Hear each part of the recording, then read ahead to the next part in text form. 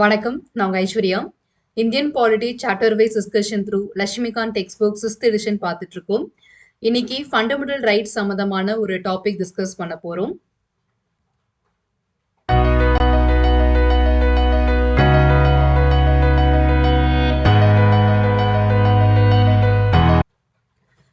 Lesson 93 தான் இன்னைக்கான தலைப்பு. ஸோ ஃபண்டமெண்டல் ரைட்ஸ் அப்படின்ற தலைப்புல இது நம்மளுடைய 3வது வீடியோவா டிஸ்கஸ் பண்ண போறோம். பர்டிகுலர் இந்த டாபிக்ல இது நம்மளுடைய 3rd வீடியோ. என்ன தலைப்புன்னு பார்த்தீங்கன்னா டெஃபினேஷன் ஆஃப் ஸ்டேட் அப்படின்ற தலைப்புல தான் டிஸ்கஸ் பண்ண போறோம். அதாவது அரசு என்பதற்கான விளக்கம் என்ன? ஓகேவா? இந்த அரசு அப்படின்ற அந்த வார்த்தைக்கு உண்டான டெஃபினேஷன் விளக்கம் என்ன அப்படின்றது தான் இன்னைக்கான தலைப்பாக இருக்கு. ரொம்ப சின்ன தலைப்பு தான். ஸோ சீக்கிரமாவே நம்ம கம்ப்ளீட் பண்ணிட முடியும். ஸோ இந்த தலைப்பு ரொம்பவே இம்பார்ட்டன்ட் ஆனது. பிகாஸ் ஃபண்டமெண்டல் ரைட்ஸ்ல நிறைய இடங்கள்ல உங்களுக்கு ஸ்டேட் அப்படின்ற வார்த்தை மென்ஷன் பண்ணப்பட்டிருக்கும். ஸோ நிறைய பேர் ஸ்டேட் அப்படின்னு பார்த்த உடனே நம்ம ஒரு மாநிலம் அப்படின்ற மாதிரி மீனிங் எடுத்துப்போம். பொதுவாகவே நம்ம அப்படிதான் நினைப்போம். ஆனா ஃபண்டமெண்டல் ரைட்ஸ்ல வந்து ஸ்டேட் அப்படின்ற வார்த்தைக்கு டெஃபினேஷன் கொடுத்துருக்காங்க. ஸோ அது வந்து அரசு அப்படின்ற மாதிரி மையப்படுத்தி அவங்களுடைய வரையறை எதெல்லாம் வந்து அந்த அரசு அப்படின்ற அந்த வார்த்தைக்குள்ள வரும், எந்தெந்த அதிகாரங்கள்லாம் வரும் அப்படின்றது நமக்கு டிஃபைன் பண்ணியிருக்காங்க. ஸோ ரொம்ப ரொம்ப இம்பார்ட்டன்ட் டெஃபினேஷன். ஸோ ஏன் இதை வந்து நமக்கு பர்டிகுலரா ஆர்டிகல் 12ல இதுக்கான டெஃபினேஷன் கொடுத்துருக்காங்க அப்படின்றது நான் பின்னாடி உங்களுக்கு எக்ஸ்பிளைன் பண்றேன். ஸோ இந்த லட்சுமிகாந்த் டெக்ஸ்ட் புக்ல இந்த தலைப்பு சம்பந்தமா என்ன கண்டென்ட் கொடுத்துருக்காங்களோ அதை நம்ம பார்க்கலாம். அதுக்கு முன்னாடி ஒரு இன்ட்ரோடக்ஷன் வீடியோ, லைக் இன்ட்ரோடக்ஷன் மாதிரி நம்ம சோஃபார் எதெல்லாம் கம்ப்ளீட் பண்ணியிருக்கோமோ அதெல்லாம் பார்த்துடலாம். ஸோ நம்ம லட்சுமிகாந்த் டெக்ஸ்ட் புக்கை வந்து டோட்டலாக 11 சாப்டர்ஸை டிவைட் பண்ணியிருப்பாங்க. ஃபர்ஸ்ட் சாப்டர் வந்து கான்ஸ்டியூஷனல் ஃப்ரேம் ஒர்க். பர்டிகுலர் நம்ம இப்போ அதை தான் பார்த்துட்டு இருக்கோம். Second chapter system of government, அந்த மாதிரி ஒன் பை ஒன்னா பார்க்குற மாதிரி இருக்கு. ஸோ கான்ஸ்டியூஷனல் ஃப்ரேம் ஒர்க்கில் டோட்டலாக வந்து 11 பார்ட்ஸ் இருக்கு. ஸோ பார்ட் 1 ஹிஸ்டாரிக்கல் பேக்ரவுண்ட் நம்ம கம்ப்ளீட் பண்ணிட்டோம். Part 2 making of constitution, part 3 salient features, part 4 preamble, part 5 union and its territory, part 6 citizenship எல்லாமே நம்ம கம்ப்ளீட் பண்ணிட்டோம். ஸோ சிட்டிசன்ஷிப்போட நமக்கு 90 வீடியோஸ் வந்து நம்ம கம்ப்ளீட் பண்ணியாச்சு. ஃபண்டமெண்டல் ரைட்ஸ்ல டோட்டலாக நம்ம 60 வீடியோ டிஸ்கஸ் பண்ண வேண்டியதாக இருக்கு. ஸோ அதில் நம்ம இப்போ வந்து 3rd வீடியோ தான் பார்த்துட்டு இருக்கோம். ஸோ ஃபண்டமெண்டல் ரைட்ஸ்ல வந்து லைக் இன்னைக்கு நம்ம பார்க்க போறது டெஃபினேஷன் ஆஃப் ஸ்டேட். அதுக்கு முன்னாடி நம்ம கவர் பண்ண எல்லா டாபிக் இருக்கு இல்லையா, அதனுடைய சப் டாபிக்ஸ்லாம் என்னென்ன கவர் பண்ணியிருக்கோம், தனித்தனி வீடியோவா கவர் பண்ணியிருக்கோம். அந்த டாபிக்ஸ் எல்லாமே ஒரு கிளான்ஸ் பார்த்துப்போம். ஹிஸ்டாரிக்கல் பேக்ரவுண்ட்ல டோட்டலாக 18 வீடியோஸ், என்னென்ன தலைப்பில் நான் வீடியோஸ் போட்டிருக்கேன் அப்படின்றத பார்த்துக்கோங்க. மேக்கிங் ஆஃப் கான்ஸ்டியூண்ட் அசம்பிளியில் இந்த எல்லா தலைப்புலையுமே தனித்தனி வீடியோவா உங்களுக்கு இருக்கும். அண்ட் salient ஃபீச்சர்ஸ் டோட்டலாக 30 வீடியோஸ் நம்ம டிஸ்கஸ் பண்ணியிருக்கோம். ஸோ எல்லா தலைப்புமே நோட் பண்ணிக்கோங்க. So criticism, parts, important articles எல்லாமே இதில் தான் நமக்கு கவர் ஆகும். அண்ட் ப்ரியாம்பிள் அப்படின்னு டாப்பிக்கில் கீவேர்ட்ஸ் எல்லாமே டிஸ்கஸ் பண்ணியாச்சு. யூனியன் அண்ட் டெரிட்டரியில் எல்லா விதமான தலைப்புமே தனித்தனியாகவே டிஸ்கஸ் பண்ணியிருக்கேன். சிட்டிசன்ஷிப் அப்படின்ற தலைப்புலையுமே நம்ம ஆல்மோஸ்ட் கம்ப்ளீட் பண்ணியிருக்கோம். ஸோ சோஃபார் நம்ம பார்த்த எல்லா தலைப்புமே கீழே டிஸ்கிரிப்ஷன் பாக்ஸில் வந்து பிளேலிஸ்ட்டாக நான் லிங்க்ஸ் எல்லாத்தையுமே அட்டாச் பண்ணியிருக்கேன். பிகாஸ் தனித்தனி வீடியோ நமக்கு வந்து பாசிபிலிட்டி இல்லை 90 லிங்க்ஸ் நான் வந்து அட்டாச் பண்ணுற மாதிரி ஆயிரும். அதனால என்ன பண்ணியிருக்கேன்னா பிளேலிஸ்ட்டாக அட்டாச் பண்ணியிருக்கேன். உங்களுக்கு எந்த வீடியோ வேணுமோ அந்த ரெஸ்பெக்டிவ் பிளேலிஸ்ட்டை கிளிக் பண்ணி அதில் நீங்கள் வீடியோஸ் பார்த்துக்கலாம். அண்ட் எல்லா வீடியோஸ்லையுமே வந்து எண்ட் ஆஃப் தி லெசன் வந்து நம்ம குவிஸ் அப்படின்னு ஒன்று அப்லோட் பண்ணியிருப்பேன். அதுக்குண்டான கீ எக்ஸ்பிளனேஷனுமே இருக்கு. ஸோ ரெண்டுமே வந்து மிஸ் பண்ணாமல் பாருங்க. பிகாஸ் ரொம்ப ரொம்ப இம்பார்ட்டன்டான ஒரு விஷயம் இது. ஸோ அதுவுமே நீங்கள் கிளியராக நோட் பண்ணிக்கோங்க. ஸோ நம்ம அடுத்து பார்த்தீங்கன்னா ஃபண்டமெண்டல் ரைட்ஸ். ஸோ இதுதான் நம்ம இப்போ பார்த்துட்டு இருக்கிறது. ரெண்டு தலைப்புமே நம்ம முடிச்சாச்சு. இப்போ பர்டிகுலர் நம்ம அரசாங்கத்தின் விளக்கம் என்ன அந்த தலைப்புல தான் இருக்கும். ஸோ இந்த எல்லா தலைப்புமே நம்ம வரக்கூடிய நாட்களில் பார்க்கணும். ஓகே, ஸோ டோட்டலாக நமக்கு இதில் 60 வீடியோஸ் வந்து பார்க்குற மாதிரி இருக்கும். ஓகே, ஸோ நம்ம இன்னைக்கு தலைப்பு ஸ்டார்ட் பண்ணிடலாம். டெஃபினேஷன் ஆஃப் ஸ்டேட், அரசு அப்படின்றதுக்கான வரையறை, அரசு என்பதற்கான விளக்கம் என்ன அப்படின்றதான் இன்னைக்கான தலைப்பு. The term state has been used in different provisions concerning the fundamental rights அப்படின்னு சொல்லியிருக்காங்க. அதாவது அடிப்படை உரிமைகள் சார்ந்த விஷயங்களுக்காக ஸ்டேட் அப்படின்ற வார்த்தைக்கான விளக்கம் ஆரம்பத்திலேயே கொடுத்தாச்சு. நம்ம எல்லாருக்குமே தெரியும் ஃபண்டமெண்டல் ரைட்ஸ் அப்படின்ற தலைப்புல ஆர்டிகல் 12ல இருந்து 35 வரைக்கும் நமக்கு கவர் ஆகும். ஸோ இந்த எல்லா ஆர்டிகல்ஸுமே ஃபண்டமெண்டல் ரைட்ஸ்க்குள்ள வரக்கூடியது.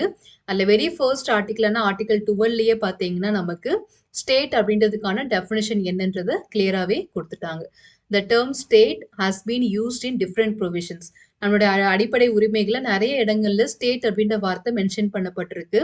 எங்கெல்லாம் நீங்க ஸ்டேட் அப்படின்ற வார்த்தை படிக்கிறீங்களோ, ஃபண்டமெண்டல் ரைட்ஸ்ல மட்டும் பர்ட்டிகுலரா எங்கெல்லாம் நீங்க ஸ்டேட் அப்படின்ற வார்த்தை பார்க்குறீங்களோ, அந்த எல்லா இடங்கள்லயுமே அதுக்கான மீனிங் என்ன அப்படின்றது இப்ப நம்ம வரப்போற எக்ஸ்பிளனேஷன்ல பார்த்துரலாம். Hence, Article 12 has defined the term for the purpose of Part 3. பர்ட்டிகுலரா ஃபண்டமெண்டல் ரைட்ஸ் அப்படின்ற அந்த பார்ட்குள்ள இருக்கக்கூடிய ஸ்டேட் அப்படின்ற வார்த்தைக்கு உண்டான டெஃபினிஷன் தான் ஆர்டிகல் 12ல அவங்க கொடுத்துருக்காங்க. ஸோ இது நீங்க மற்ற இடங்கள்ல நீங்க இந்த டெஃபினிஷன் எடுத்துக்க கூடாது. அரசியலமைப்புல ஸ்டேட் அப்படின்றது நம்ம ஸ்டேட் கவர்மெண்ட்லாம் பார்க்கும்போது ஃபுல்லாவே ஸ்டேட் அப்படின்னு தான் வரும். அங்கெல்லாம் அது ஒரு மாநிலம் அப்படின்ற ஒரு விஷயத்தை தான் அது குறிக்கும். ஆனா ஃபண்டமெண்டல் ரைட்ஸ்ல மட்டும் அடிப்படை உரிமைகளை மட்டும் ஸ்டேட் அப்படின்ற வார்த்தைக்கான டெஃபினிஷன் என்ன, அது அரசு அப்படின்ற மாதிரி அவங்க மையப்படுத்தியிருக்காங்க. அது கீழே என்னென்னலாம் வரும் அப்படின்றதான் இப்ப நம்ம பார்க்க போறோம். ஸோ இது ஏன் இதை வந்து பர்டிகுலரா இந்த வார்த்தை மென்ஷன் பண்ணப்பட்டிருக்கு அண்ட் ஏன் இதுக்கான டெஃபினேஷன் கொடுக்குறாங்க அப்படின்றது நான் கண்டென்ட் முடியும் போது உங்களுக்கு நான் சொல்றேன். அதுக்குள்ள நம்ம பார்க்குறோம் இல்லையா, இந்த எக்ஸ்பிளனேஷன்லாம் பார்க்கும்போது உங்களால கெஸ் பண்ண முடியுதான்னு பாருங்க. சோஃபா நம்ம நிறைய டாபிக் டிஸ்கஸ் பண்ணியிருக்கோம். ஸோ பாலிட்டி பத்தின ஒரு ஐடியா உங்களுக்கு கிடைச்சிருக்கும் கண்டிப்பா.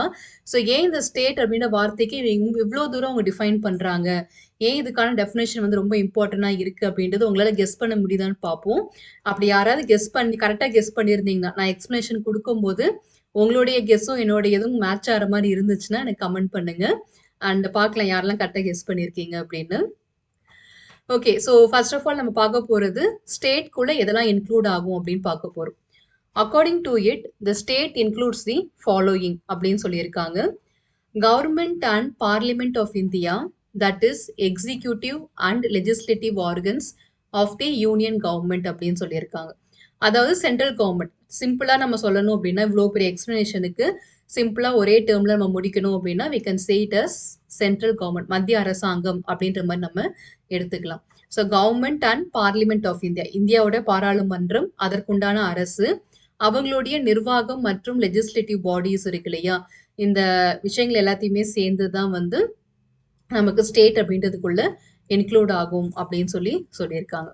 அடுத்ததாக பார்த்தீங்கன்னா செகண்ட் வந்து ஸ்டேட் கவர்மெண்ட். ஸ்டேட் லெவலில் இருக்கக்கூடிய அரசாங்கமும் ஸ்டேட் அப்படின்ற வார்த்தைக்குள்ள வரும் அப்படின்றத அவங்க மென்ஷன் பண்ணியிருக்காங்க. Government and legislature of state, that is executive and legislative organ of state government. So எல்லாமே சேம் தான். ஒரு மத்திய அரசாங்கத்தோடைய 2 ஆர்கன், ஆக்சுவலாக 3 ஆர்கன்ஸ் இருக்கு இல்லையா, நமக்கு கவர்மெண்டோடைய 3 ஆர்கன்ஸ் என்ன அப்படின்னு கேட்டாங்கன்னா எக்ஸிக்யூட்டிவ், லெஜிஸ்லேட்டிவ் அண்ட் ஜுடிஷியரி. ஓகேவா, இதுதான் வந்து 3 ஆர்கன்ஸ் அப்படின்னு நம்ம சொல்லுவோம். அதில் இந்த பர்டிகுலர் இந்த 2 ஆர்கன்ஸ் யூனியன் லெவலையும் சரி ஸ்டேட் லெவலையும் சரி நம்மளுடைய ஸ்டேட் அப்படின்ற வார்த்தைக்குள்ள வந்துடும். ஜுடிஷியரி வராது. எக்ஸிக்யூட்டிவ் அண்ட் லெஜிஸ்லேட்டிவ் மட்டும்தான் வரும், ஜுடிஷியரி வராது. அதனால தான் இந்த வார்த்தையை நீங்கள் கிளியரா பார்த்துக்கணும். So central government and state government இந்த ரெண்டுமே நமக்கு இதுக்குள்ள கவர் ஆயிருது. அடுத்ததாக பார்த்தீங்கன்னா all local authorities, that is municipalities, panchayat, district boards, improvement trust, இது எல்லாமே வந்து இதுக்குள்ள இன்க்ளூட் ஆகும். So local self government, local government அப்படின்னு சொல்லி நமக்கு 3 டயர்ஸ் ஆஃப் கவர்மெண்ட் இருக்கு. Central government, state government and local government. So local government அப்படின்ற டாபிக்ல நம்ம இவங்களே எடுத்துக்கலாம். ஓகேவா, ஸோ த்ரீ டயர்ஸ் ஆஃப் கவர்மெண்ட்டும் நமக்கு ஸ்டேட் அப்படின்ற அந்த வார்த்தைக்குள்ள வந்துருது. ஸோ அடுத்ததாக பார்த்தீங்கன்னா இது போக all other authorities, that is statutory or non statutory authorities like LIC, ONGC and SAIL etcetera அப்படின்னு சொல்லியிருக்காங்க. So life insurance corporations, oil and natural gas corporation, சேல்லாம் இருக்கு இல்லையா, steel authority of India limited. So இவங்க எல்லாருமே வந்து பார்த்தீங்கன்னா இதுக்குள்ள வந்துருவாங்க. ஸோ ஸ்டாச்சுட்டரி ஆர்எல்ஸ் நான் ஸ்டாச்சுட்டரி, கவர்மெண்ட்டாக இருக்கலாம் இல்லை இல்லாமலும் இருக்கலாம். இவங்க எல்லாருமே வந்து இந்த கேட்டகரிக்குள்ள நமக்கு கம்ப்ளீட் ஆயிரும். ஸோ ஆல் லோக்கல் அத்தாரிட்டிஸ் இந்த வார்த்தைகளை வந்து பார்த்துக்கும். ஸோ நமக்கு ஸ்டாச்சுட்டரி அப்படின்னா என்ன அர்த்தம்னா சட்டப்பூர்வம் அப்படின்னு சொல்லியிருப்பாங்க இல்லையா, சட்டப்பூர்வ அமைப்பு அப்படின்னு சொல்லிட்டு நமக்கு ஒரு ஆர்கனைசேஷன்ஸ் இருக்கு அது. அண்ட் நான் ஸ்டாச்சுட்டரி அப்படின்றது சட்டப்பூர்வமற்ற, ஓகேவா, அது இல்லாம நமக்கு வரக்கூடிய மற்ற விஷயங்களுமே வந்து அது மூலியமா ஆரம்பிக்கப்பட்ட ஆர்கனைசேஷன். ஸோ சட்ட ரீதியா ஆரம்பிச்சிருந்தாலும் சரி, சட்ட அமைப்பு இல்லாம லா மூலியமா இல்லாம நீங்க ஆரம்பிச்சதா இருந்தாலும் சரி, 2 ஆர்கனைசேஷன்ஸ் 2 அத்தாரிட்டிஸ்மே இதுக்குள்ள வந்துடும், ஸ்டேட் அப்படின்ற அந்த வார்த்தைக்குள்ள வந்துடும். So all other authorities, that is statutory or non statutory authorities like LIC, ONGC, SAIL etcetera. இது வந்து ஒரு எக்ஸாம்பிளுக்கு சொல்லியிருக்காங்க.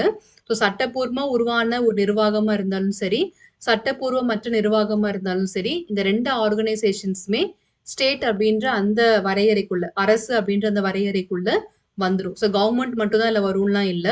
கவர்ன்மெண்ட்ல இல்லாத பிரைவேட் இண்டிவிஜுவல்ஸ் இதுக்குள்ள வந்துருவாங்க. அடுத்ததா பார்த்தீங்கன்னா, லைக் இது எல்லாமே சொல்லியாச்சு இல்லையா? இந்த 4 கேட்டகரில இருக்கிறவங்க இதுக்குள்ள வந்துருவாங்க. Thus, state has been defined in a wider sense. இப்பதான் நம்ம மெயின் மேட்ருக்குள்ளேயே வரும். ஸோ ஸ்டேட் அப்படின்றது அரசு அப்படின்ற அந்த வார்த்தை வந்து ரொம்ப விரிவா நமக்கு எக்ஸ்பிளைன் பண்ணியிருக்காங்க இதுல. ஏன் எக்ஸ்பிளைன் பண்ணியிருக்காங்கன்னா, so as to include all its agencies. எல்லா நிர்வாகங்களையுமே இதுக்குள்ள இன்க்ளூட் பண்ணி ஆகணும். எதையுமே நம்ம விட்டுறக்கூடாது. ஸோ நான் வரமாட்டேன், இந்த கேட்டகரியில நான் வரமாட்டேன், அதுல வரமாட்டேன்னு சொல்லி யாருமே இதுல எஸ்கேப் ஆகக்கூடாது. கவர்ன்மெண்ட் சைட்லயும் சரி, பிரைவேட் சைட்லயும் சரி, எல்லாருமே இந்த ஸ்டேட் அப்படின்னு அந்த வார்த்தைக்குள்ள இன்க்ளூட் ஆயிரணும் அப்படின்ற ஒரு விஷயத்த மையமா வச்சுதான் இவங்க இவ்ளோ தூரம் எக்ஸ்பிளைன் பண்ணியிருக்காங்க. ஸோ ஏன் இத இவ்ளோ தூரம் எக்ஸ்பிளைன் பண்ணியிருக்காங்கன்னு தெரிஞ்சிருச்சு. இதனுடைய இம்பாக்ட் என்ன? எதனால இவங்கள எல்லாரையுமே நம்ம இன்க்ளூட் பண்ணியே ஆகணும். ஸ்டேட் அப்படின்ற அந்த கேட்டகரிக்குள்ள ஏன் பிரைவேட், பப்ளிக் எல்லாரையுமே அவங்க இன்க்ளூட் பண்றாங்க? இதுக்கான நோக்கம் என்ன? அப்படின்றத இப்ப நம்ம பார்க்க போறோம். It is the actions of these agencies that can be challenged in the court as violating the fundamental rights. So இதான் ரொம்ப இம்பார்ட்டன்டான பாயிண்ட். ஸோ யாரெல்லாம் இந்த பாயிண்ட்டை கெஸ் பண்ணீங்களோ கண்டிப்பா நீங்க கமெண்ட் பண்ணணும்.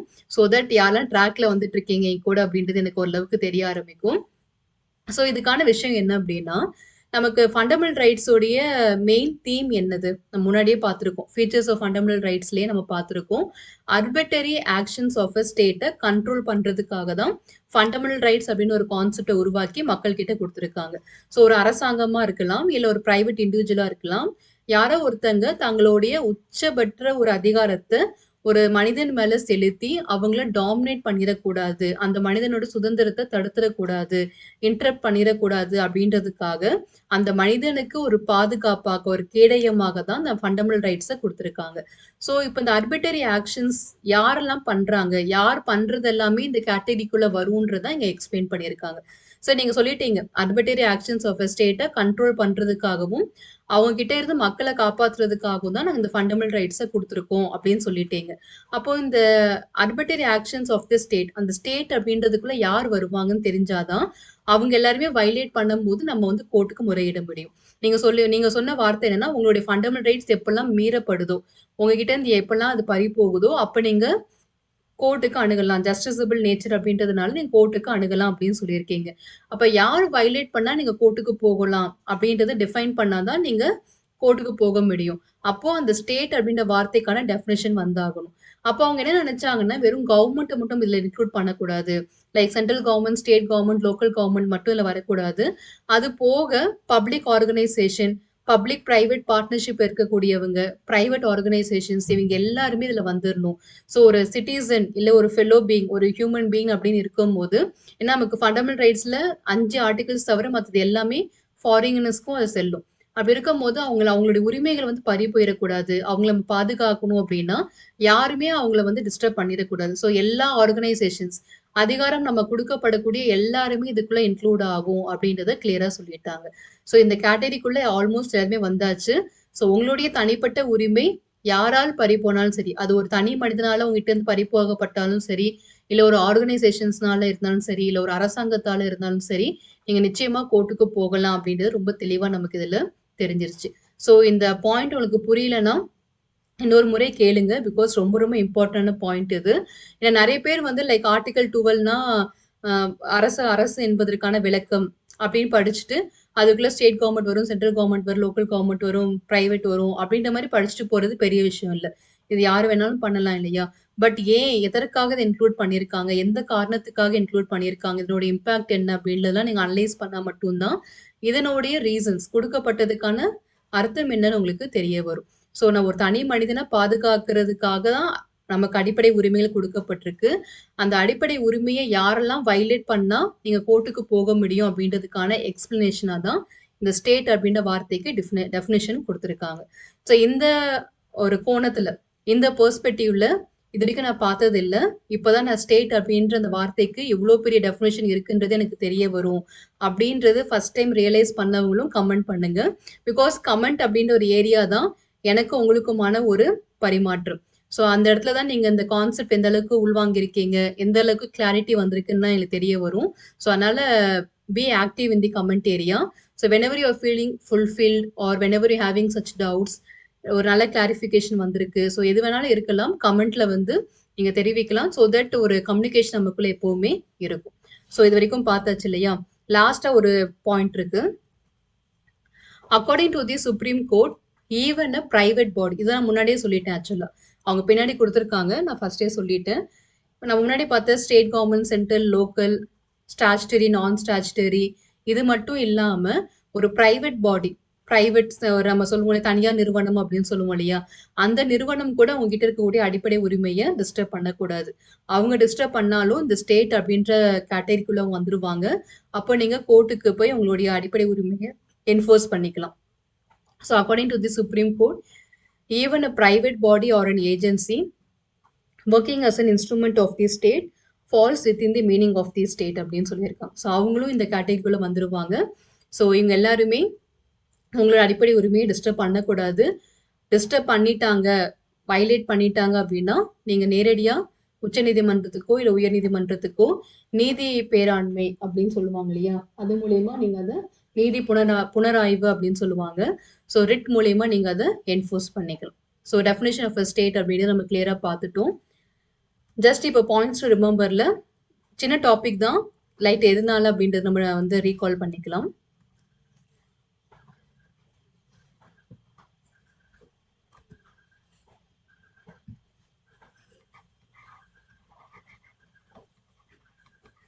ஸோ டெஃபினேஷன் ஆஃப் ஸ்டேட் இதான் இன்னைக்கான தலைப்பு. ஸோ ஃபர்ஸ்ட் அவங்க சொன்ன விஷயம் என்னன்னா, நம்மளுடைய பார்ட் 3ல பர்டிகுலரா பார்ட் 3ல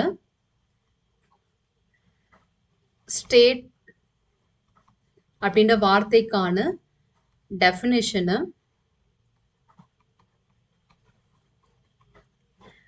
ஆர்டிகல் 12ல மென்ஷன் பண்ணியிருக்காங்க. இது வந்து ஃபண்டமெண்டல் ரைட்ஸ்ல மட்டும் வரக்கூடிய ஸ்டேட்டுக்கு உண்டான டெஃபினேஷன் தான் இது.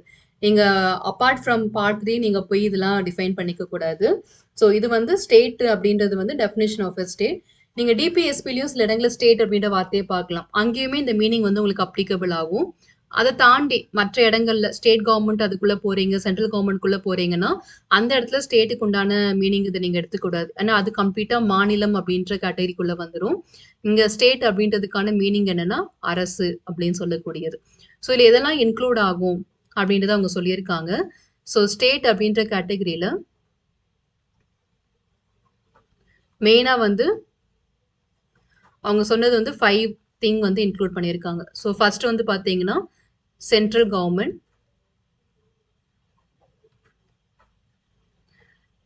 கவர்மெண்ட் வரும். அடுத்தது state government,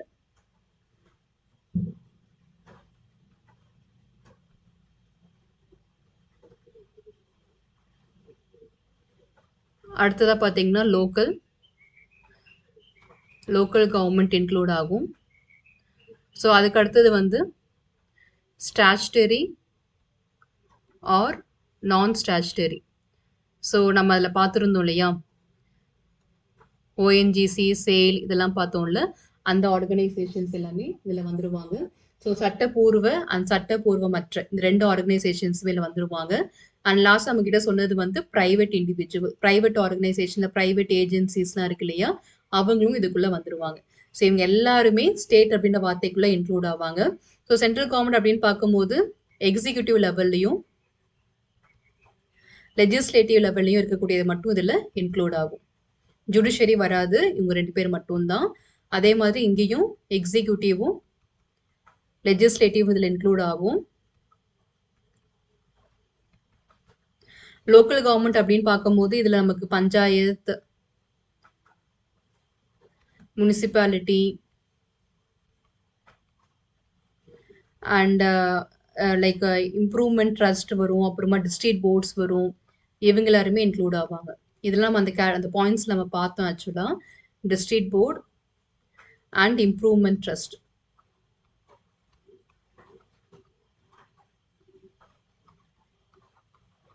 okay, and statutory non statutory அப்படின்னு பார்க்கும்போது அதில் நம்ம பார்த்தது அந்த ஓஎன்ஜிசி, சேல், எல்ஐசி இதெல்லாம் பார்த்தோம்ல, அவங்க வந்துருவாங்க.